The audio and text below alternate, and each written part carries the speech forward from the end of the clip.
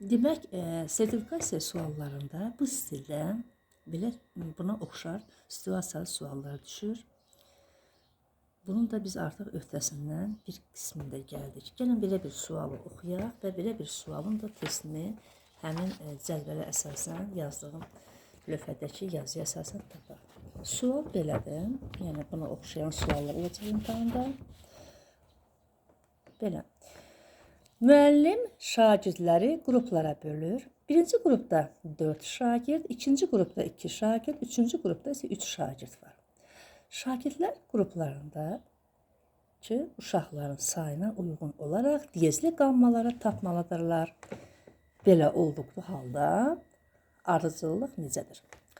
A. Mi major, re major, la major. B. Sol major, re major, mi major.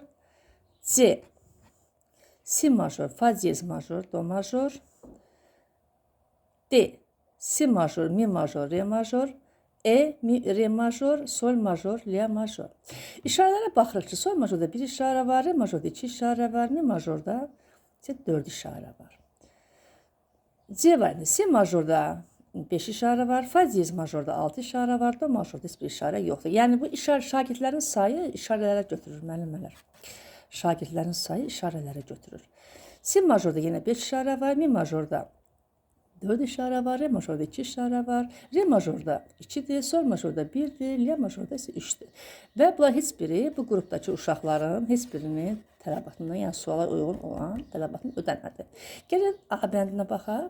Mi major, re major, la major. İndi isə həmin bu lövhəyə tətbiq edək. Mi majorda 4 işarə var, re majorda 2 işarə var, la majorda isə 3 işarə var. Yəni birinci qrupdakı 4, yəni mi major, ikinci qrup 2, yəni re major, üçüncü qrup 3, yəni 3 la major. Demək düzgün variantımız müəllimələr burada A variantı. Aha, belə bir sual da var orada. Belə bir sual da var orada. Fa major qammasına neçə işarə əlavə etsək, si bemol major qammasının işarəsini alarıq. Bəli, si bemol, bu artıq bemollü qammaya aiddir. Bemollü qammanı da rahat sizə izah edərəm. Si bemol major qammasında isə 2 işarə var. Si bemol, mi bemol. Fa major qammasında isə bir işarə var. Tək si bemol. Bu da onu göstərir ki, si bemol major qammasına çatdırmaq üçün fa major qammasını 1, yəni D variantındakı cavabı götürə bilərik. Yəni bir işarə qoysaq, si bemol major qammasının işarəsini verər. Düzgün cavab deyil. Si major qammasında neçə işarə əlavə etsək, fa diyez major qammasının işarələrini əldə edərik. Si major qammasında 1-2-5 işarə var, fa diyez major qammasında isə 6 işarə var.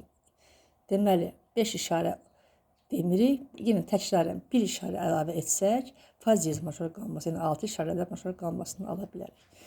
İlk növbədə kvinta dairəsi ilə öyrənin.